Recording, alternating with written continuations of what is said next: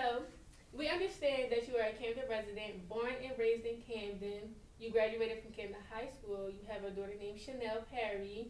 She played at Woodrow Wilson on their basketball team, and now she plays for South Carolina, one of the top schools. So, I have a few questions for you today, and these are my questions. As a single parent, how did you uplift your daughter's spirit to keep focused and moving towards achieving her goals? Well, let me correct you. I had 5 children. Chanel just happened to be the one that was a standout basketball athlete. My oldest son, Charae Perry, he was a standout football athlete. But how do I keep all of their spirits uplifted? I am a parent who tries to motivate and encourage all children to do positive things. When you become a productive citizen or a child in school, then you become a productive citizen in life. So I always try to involve them in many activities as possible, whether it was track, dance, gymnastics, football, basketball, I don't care what it was. My children were involved and I was an involved parent, and I also go to other kids if they have things that they want to do. I try to support them as well. If their parents aren't involved, I try to go to their activities just to show them that you guys, you can do whatever you want to do if you're motivated to do it. So I just try to be that uplifter in that spirit. And that's, I think my daughter Chanel, she just kind of took her talents because I kind of sent her over Philly. They had these basketball clubs over there because I couldn't find them in South Jersey. So I just took her over Philly to get more exposure, and from there, that's where all her talents just became more fluid to people. And how does that make you feel as a parent? Well, I'm proud. You know, she went to Clemson first, excuse me. She went to Clemson first. She graduated from Clemson. So she had an extra year because she got hurt. So then that's when Dawn Staley was recruiting her for South Carolina. So now she is at South Carolina. She's not starting at South Carolina. She might come off the bench very so often, but that comes with when you transfer. But nonetheless, I'm still a proud parent. That's very good. Many kids don't have the opportunity or the support system to be able to achieve their goals or to be able to become what they want because of the support system. That's true. So I always try to tell parents today, you got to invest in the kids now. You have to invest in them. Forget about, some parents, they want to just dress their kids and put all their money into clothing and hair and all that. That's fine and dandy. Invest in their future. And how you invest is you involve them in activities. You get them involved. It's the best way. That's right. Hey, how you doing today? I'm good, and yourself? I'm good, I'm great. I just wanted to ask you a question. After being widowed, how did you manage to keep everything under control? Oh, that's a good question. Let me see. So I was with my husband for 20 plus years, right out of high school. So when he died tragically, let me think. How did I get through? I want to say it's the support system. I have wonderful parents. I have an amazing in-laws and my siblings. So they would just surround me with love, me and my children. And that, through their motivation of surrounding us with the love, it just made me say, hey, I got to live for my kids. So, my husband is gone, but guess what? I got to keep this thing going on because I want them to be better than me. So I just used that as my energy and kept it moving. So as I mentioned earlier that you had graduated from Camden High School. The high! No. Can you explain to us your experiences at the high? Oh my. Well, my experience at the high, it was wonderful. As a child, I went to Hatch. So we always looked forward to going to Camden High School because when I went to school, they always did the parades, getting ready for the football games. So it was just that energy and enthusiasm of watching Camden High parade down past Hatch Middle School. And so I just kept saying, oh yeah, I'm going to do that. So I wound up going to Camden High, becoming a cheerleader, and my days at Camden High was fabulous. I don't know if you guys heard about the ledge, but the ledge was the big thing for anybody that went to Camden High. All we wanted to do was go to Camden High, walk past that ledge, and then we had all the food trucks. So the food trucks was a big part of our history as well. But going to the games, we had dances, they would bring Malika Love, Run DMC, Salt and Pepper, to the gym. Like, we had such a great time. And then we had like cultural festivals. They would do up the whole gymnasium with all these cultural festivals. So we would do that. We would have those days where we go in there, and we just had like fun time. And the teachers were just great. I mean, and we had this man, his name was Mr. Jenkins. He was the dean of students. He knew all of us, knew our parents, and he kept us basically on track. I mean, I was a good student at, because I was like an honor roll student. So I was a good student. I mean, I did my little cutting here and there, but for the most part, I went to class and I just did what I had to do. But I enjoyed every day going to Camden High. And our friendships, the bonds that we built at Camden High School is no comparison.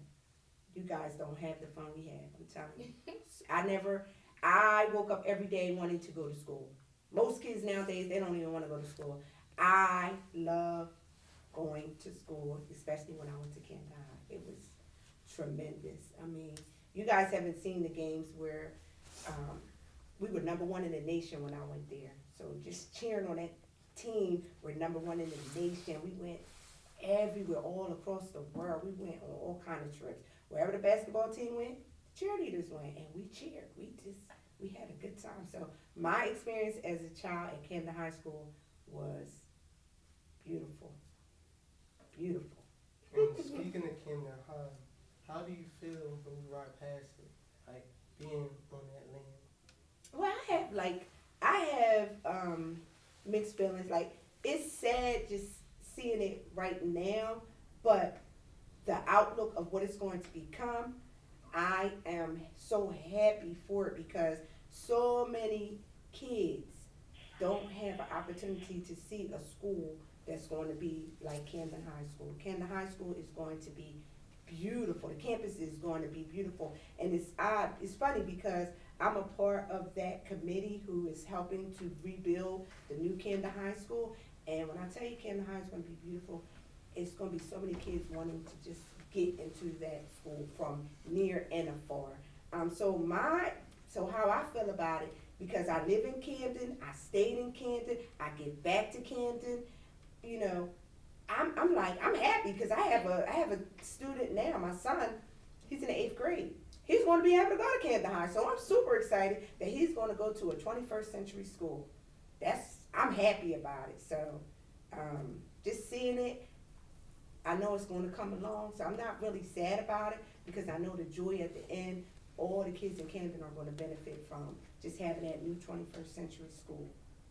So I'm excited. I can't wait to see it.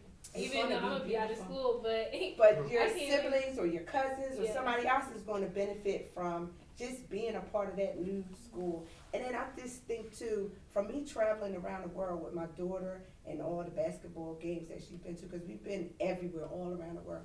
When we go into the new schools that they play at, it's like, wow. And I just don't think kids get an opportunity to see that wow all the time if you're not exposed to it. So when you become exposed to it, for me and myself and some of my friends and colleagues, we're happy. We're like, yes, because we know what it's going to be.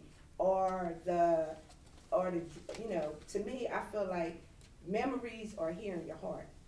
And I look at that as my husband. My husband is gone, but I still have memories, right? Yeah. The school is gone, but I still have the memories of Camden High School. So I'm happy and excited, and I just can't wait for 2021. That's the same thing my coach told me when I used to be in Camden High band, Mrs. Sabri. Mm-hmm. We had went to high staff and nationals in Atlanta, Georgia, I think it was 2016, but we had lost. Mm-hmm. So, but he told us it's not always about the trophies, it's about the memories. They will always last. They will always live forever in your heart. Trophies is going to get thrown away in the basement. Get Or dusty. broken.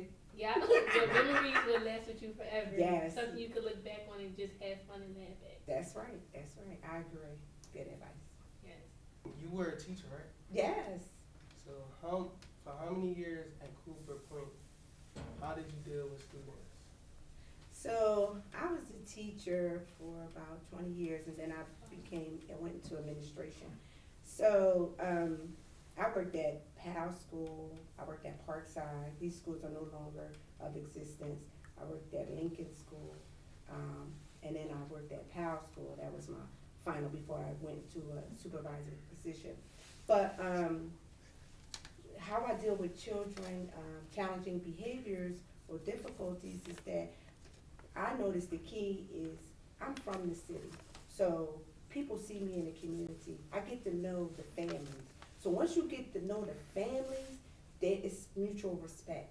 So if I know a kid and they're acting out, they have challenging behaviors, I have conversations with them.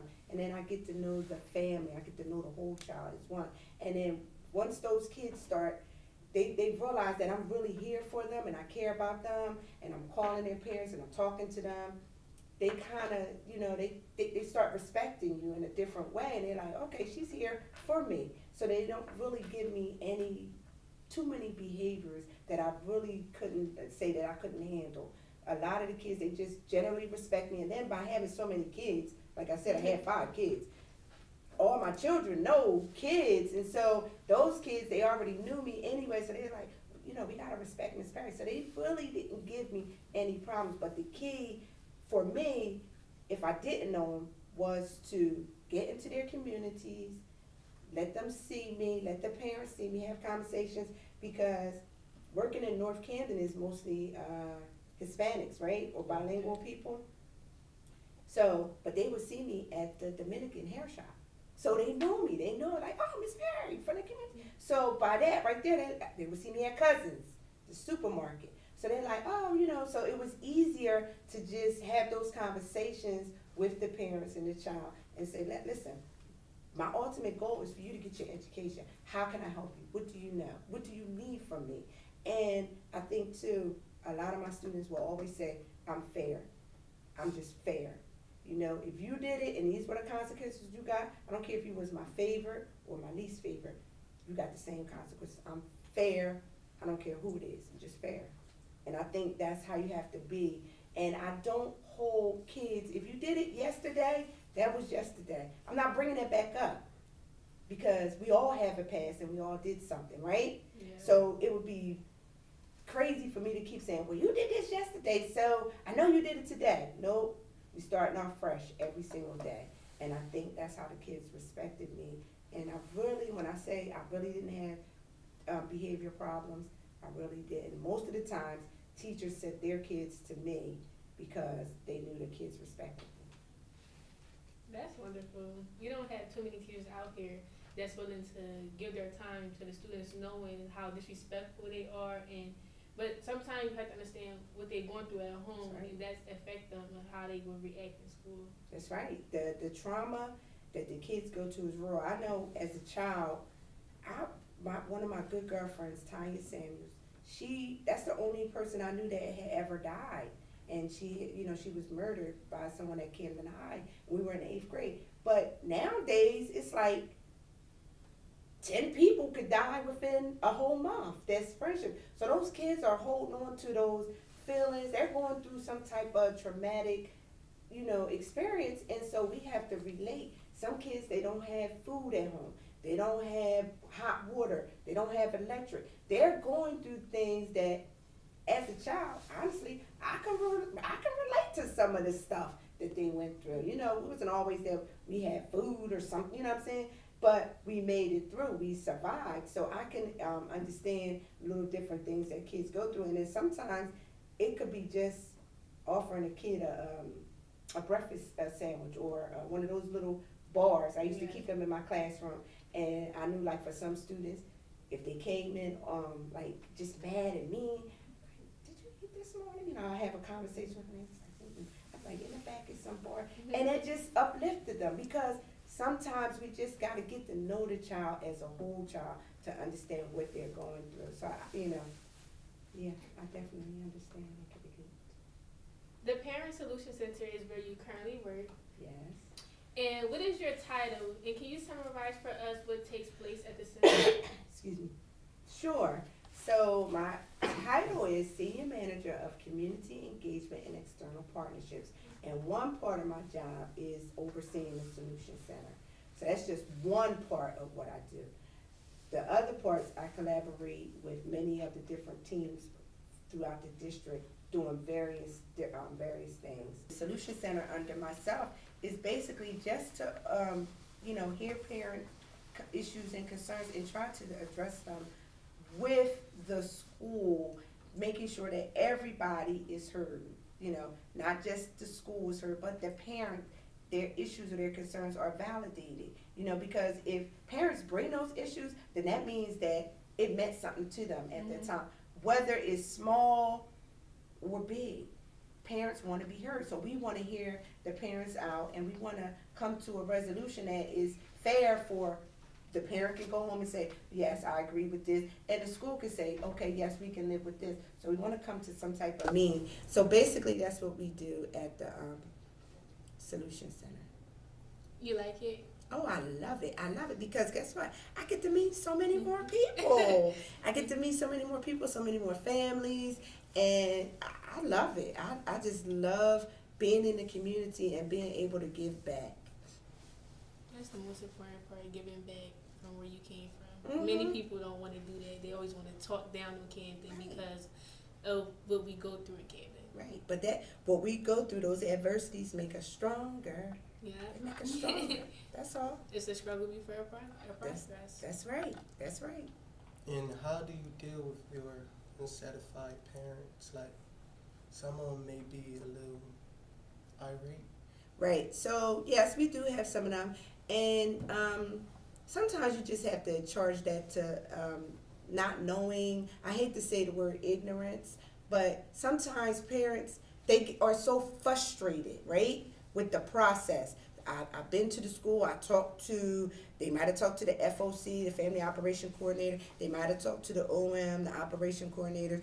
They might have talked to the lead educator. They might have talked to the teachers, the principal, and they just wasn't satisfied with the result of what they were saying. So then they come to us, and we hear them out, and then we come up with resolutions. Like, well, how about if we do this instead of this? How about, and so, and then you explain to the parent, sometimes what you want is so far-fetched. We can't give you that, but we can give you this. We can do this instead of that. And, you just got to let them, most of the time, from what I see with the irate parents, just letting them vent, being heard, getting it off your chest. Once they get it off their chest, hear them out and say, I understand your frustrations, I do.